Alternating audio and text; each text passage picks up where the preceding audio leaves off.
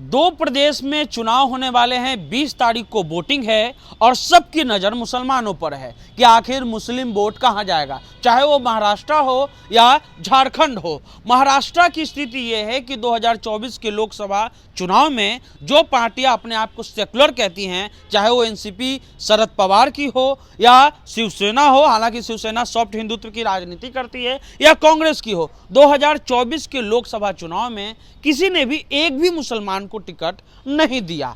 अब हम लोग विधानसभा की बात करते हैं, हम महायुति की बात नहीं करेंगे क्योंकि योगी आदित्यनाथ ने पहले ही कह दिया है कि अगर जो है आप बटिएगा तो आप कट भी जाइएगा। अब ये सिलसिला इसलिए ये खबर हम आपको बता रहे हैं कि 2011 के जनगणना के अनुसार लगभग महाराष्ट्र में 1.30 करोड़ आबादी थी।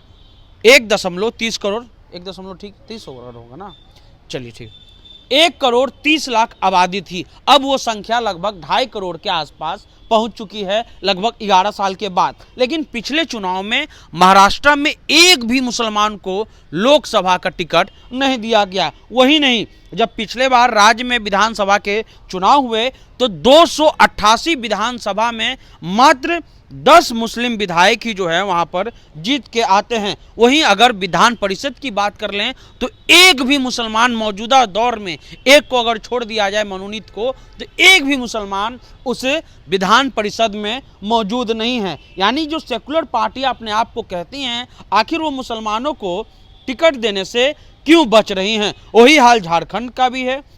झारखंड की स्थिति यह है कि यहाँ पर भी जो है स्थिति बिल्कुल बराबर है, लेकिन कई जिले ऐसे हैं, चाहे वो मधुपुर हो, चाहे वो जामताड़ा हो, इन सभी पर मुसलमानों की संख्या अच्छी खासी है। लेकिन इस बार भी जो टिकट दिया गया है वो काफ़ी कम दिया गया है। 23% मुस्लिम आबादी वहाँ पर भी है। 12 ऐसे ज़िले हैं जहाँ 30 से 40% मुसलमान वहाँ पर जो हैं, लेकिन उनको टिकट कितना दिया गया है? टिकट जो है एक तरह से कहा जाए दर्जन भर भी टिकट नहीं दिया गया है। संख्या भी जो है हम आपको बता देते हैं, 2019 के विधानसभा चुनाव में मात्र 4 विधायक ही जो है वो झारखंड में जीत करके आए थे। वहीं अगर इस चुनाव की बात कर लें तो इस बार भी प्रत्याशी जो है वो मोटा माटी अगर देख लिया जाए तो सिर्फ महागठबंधन ने ही जो है वो कुछ टिकट दिए हैं। लेकिन जहां पर मुसलमानों की अच्छी खासी संख्या है, वहां पर भी जो है मुसलमानों को टिकट नहीं दिया जा रहा है।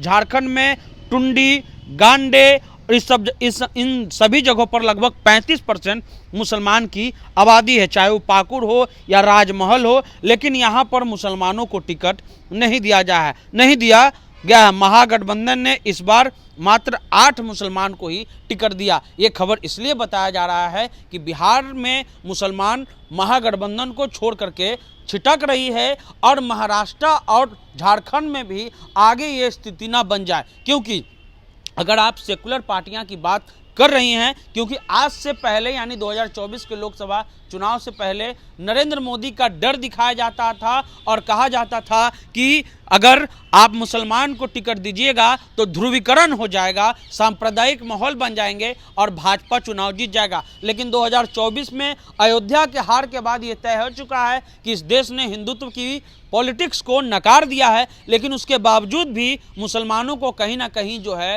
वो राजनीतिक रूप से अभी भी महागठबंधन वो इज्जत नहीं दे रही है। यही कारण है कि बिहार में जो है, चाहे वो बेलागंज हो या दूसरे जगह चुनाव पर हो, पूर्णिया में जो उपचुनाव था वहाँ पर मुसलमान महागठबंधन से छिटक रहे हैं। जो सेकुलर पार्टियां अपने आप को कहती हैं वो मुसलमान का वोट तो ले रही हैं, लेकिन मुसलमान को उसका वाजिब हक जो है वो नहीं दिया जा रहा है। और इस बार किंग मेकर दोनों जगह पर, चाहे वो झारखंड हो या महाराष्ट्र हो, वो मुसलमान ही होंगे। यानी जिस मुसलमान को आप राजनीतिक रूप से अछूत समझते थे, आज वही मुसलमान किंग मेकर ये दोनों प्रदेश में देखा जा रहा है और कहा जा रहा है कि मुसलमान जिसके साथ जाएगा उसकी सरकार बन जाएगी। आप द इंटरव्यू इंडिया देख रहे थे।